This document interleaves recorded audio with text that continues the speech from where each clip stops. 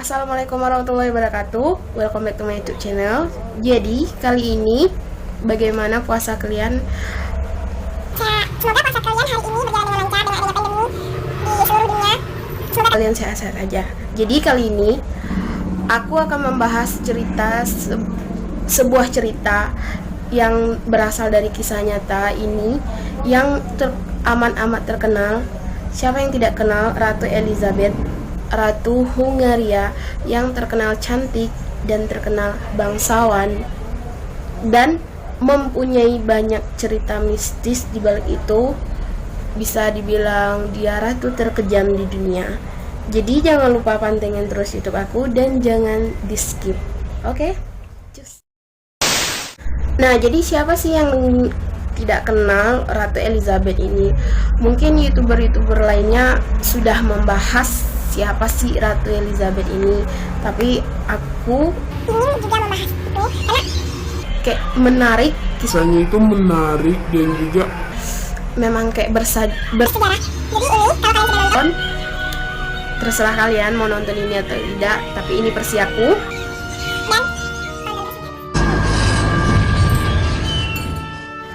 dan Elizabeth adalah putri dari keluarga bangsawan Hungaria Báthory. Dia lahir pada tahun 1560 dan 1561 di Nyírbátor, Kerajaan Hungaria. Ayahnya adalah György Báthory dan ibunya adalah Anna Báthory. Dari keluarga ibu, Elizabeth masih memiliki hubungan kekerabatan dengan Raja Polandia dan Pangeran Transilvania. Elizabeth tinggal dan besar di istana keluarga Esket, Hungaria Timur. Terlahir di tengah keluarga bangsawan yang istimewa, Elizabeth besar dalam limpahan kekayaan, pendidikan, dan status sosial. Namun jadi karena itu adalah karena dia adalah dari keluarga dari bangsawan. Jadi Peraturan sangat ketat sehingga dia di umur 10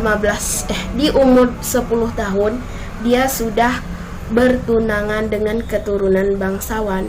Elizabeth menikah berusia 15 tahun. Berarti setelah 5 tahun dia tunangan, dia menikah dengan Franz Nadasdy, putra dari Baron Tamas Nadasdy, juga dari Hungaria, yang berusia saat itu 19 tahun. Jadi Elizabeth umur 15 tahun menikah dengan Nadasdy, Raja Nadasdy tadi, putra dari Baron Tamas Nadasdy, saat Nadasdy berusia 19 tahun. Terus pernikahan mereka dilatar belakangi tujuan politik dalam lingkaran aristokrasi.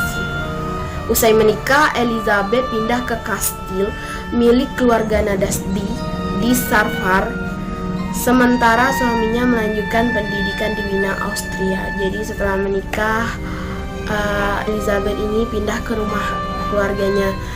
Kayak Elizabeth pindah mengikuti suaminya, dan tapi suaminya melanjutkan sekolah di Austria. Pada tahun 1578, Nadasdy menjadi komandan pasukan Hungaria dan turun dalam perang melawan Kesultanan Utsmaniyah. Selama sang suami berperang, Elizabeth ini berwenang dalam mengatur urusan bisnis dan kenegaraan, bahkan termasuk urusan kesehatan masyarakat Hungaria. Jadi kayak terkenal disiplin juga gitu ya. Baik dari pernikahan dengan Nadasdy, Elizabeth melahirkan setidaknya 5 anak. Wow. Nadasdy meninggal dunia pada Januari 1604 saat usia 48 tahun karena sakit. Namun tidak ada keterangan rinci mengenai penyakit yang dideritanya. Setelah itu setelah suaminya Nadasdy ini meninggal, dari situlah simpang siur dan berita bahwa Elizabeth ini mulai melakukan kejahatan seperti ini. Nah, tadi setelah kematian Nadasdy muncul desas-desus bahwa Elizabeth ini melakukan pembunuhan berantai Dalam usianya yang mulai memasuki 40 tahun, Elizabeth takut kehilangan kecantikannya karena penuaan. Suatu hari seorang pelayan yang sedang menyisir nih, ini kayak Ado kan, pelayan sedang menyisir rambut, tidak sengaja gitu. Nah, tertarik rambut nih. Setelah itu Elizabeth ini murka. Ibarat itu kan tidak sengaja kayak mana ya? Ya kalau kita perempuan ini pasti pernah deh sih kalau rambut tuh tiba-tiba Setelah itu Elizabeth menampar pelayan itu dengan keras hingga berdarah. Melihat darah pelayan tersebut mengenai tangannya, ia segera berpikir bahwa darah tersebut akan memberinya kesegaran dan awet muda. Pemikiran yang aneh sebenarnya, ya nggak sih? Setelah itu kekejaman pun dimulai.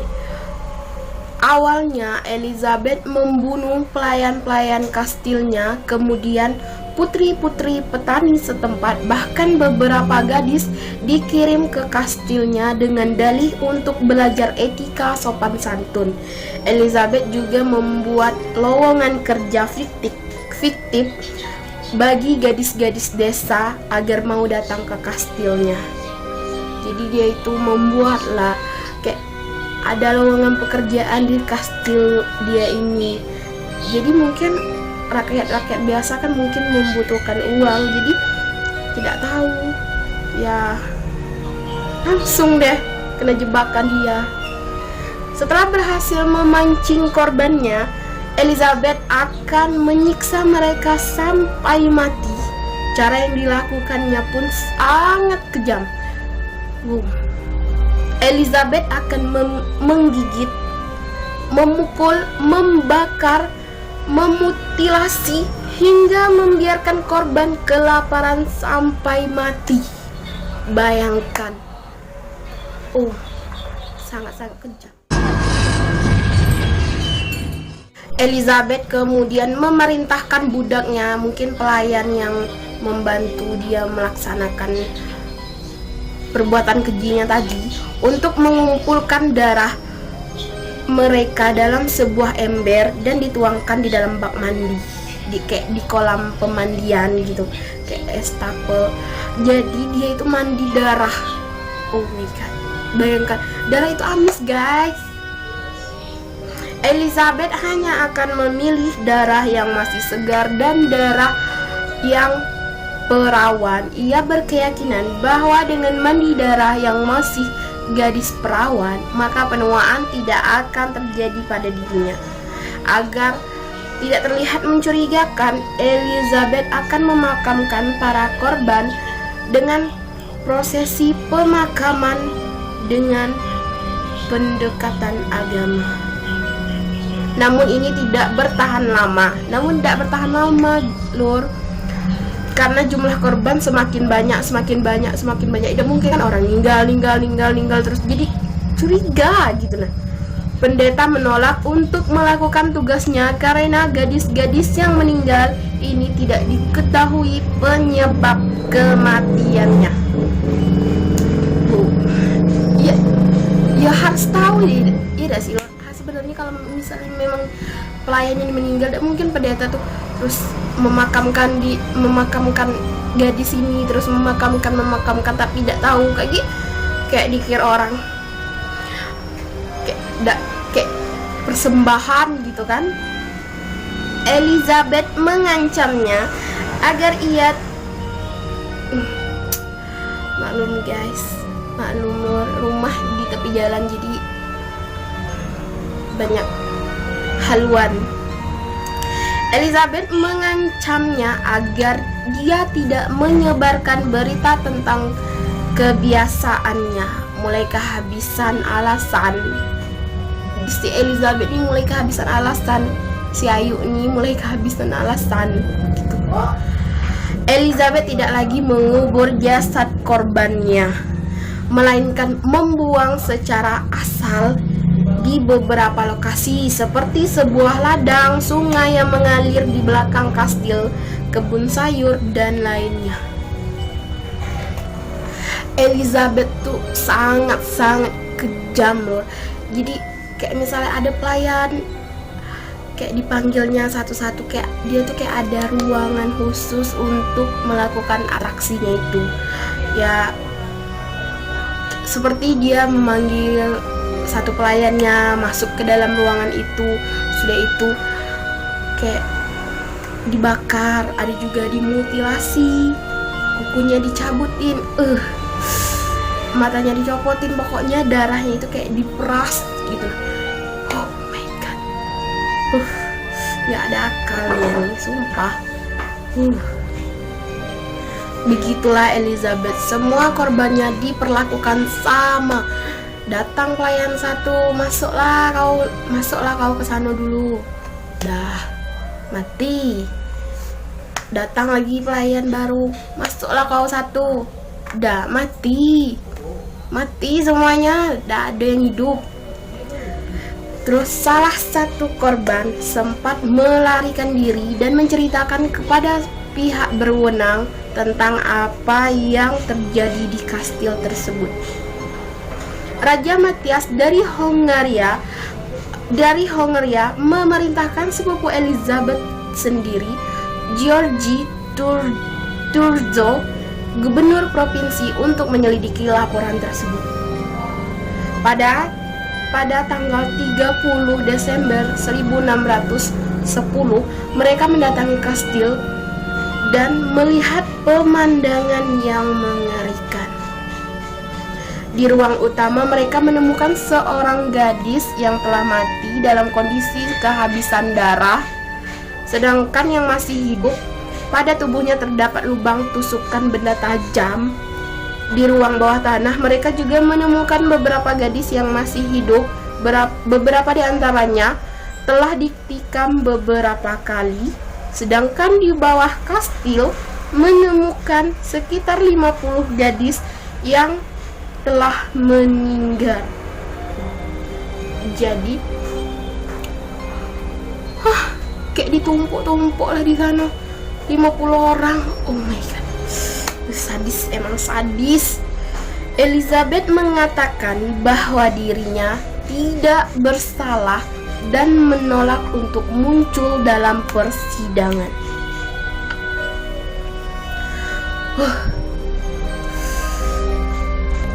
Dalam sidang tersebut, Johannes Uspari, majordomo, bersaksi bahwa sekitar 37 gadis yang masih belum menikah telah terbunuh, sedangkan 6 diantaranya secara pribadi direkrut untuk bekerja di kastil.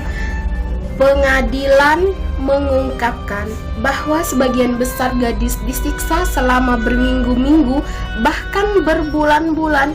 Mereka dipotong dengan gunting, ditusuk dengan sebuah pin, bahkan digantung di langit-langit, digantung mungkin, atau kepala ke bawah kaki ke atas. Oh my god, untuk membuat sebuah pancuran darah. Udah kebayang guys. Salah satu budak Elizabeth bersaksi bahwa sekitar 40 gadis telah disiksa dan dibunuh. Namun faktanya Elizabeth membunuh 612 wanita berdasarkan catatan dalam buku hariannya. Oh, jadi setelah dia membunuh dicatat. Oh my god. Emang dia kira buku harian? Emang dia kayak curhat gitu? Catatan lengkap mengenai persidangan ini berada di Hungaria. Orang-orang yang terlibat dalam pembunuhan ini, kecuali Elizabeth, dipenggal dan dikremasi. Karena menyandang status bangsawan, karena Elizabeth ini bangsawan, Elizabeth tidak diizinkan oleh hukum untuk dieksekusi. Oh, enak ya, mentang-mentang bangsawan. Pengadilan, maaf lor, ada sedikit kendala tadi orang azan karena aku bikinnya bikin videonya sekitar jam 11-an gitu. Jadi tanggung ini juga mau habis. Jadi aku lanjutin lagi. Maaf ya.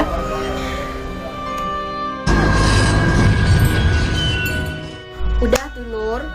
Kan tadi Elizabeth tuh orang bangsawan. Jadi dia tidak kena hukuman penggal gitu. Jadi karena dia berstatus bangsawan, ibaratnya dia itu kayak orang bangsawan di sana itu gitu. Sesudah itu pengadilan tidak pernah menghukum Elizabeth ini atas kejahatan apapun. Oh, hebat. Kalau orang udah punya duit, udah punya nama besar tuh susah. Kalau buat kesalahan, coba orang miskin, maling sandal aja langsung masuk kantor polisi.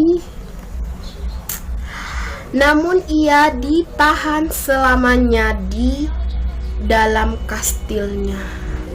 Elizabeth dibiarkan di dalam kastilnya yang tanpa jendela dan tanpa udara, hanya terdapat celah kecil untuk memasukkan makanan. Gila. Di rumah kita aja di quarantine, di rumah lockdown, kita udah rasa down, apalagi di sana. Pada tahun 1614 Elizabeth meninggal dalam usia 54 tahun di dalam kastilnya sendiri. Cukup menguras emosi sebenarnya, padahal dia juga perempuan, ya nggak sih?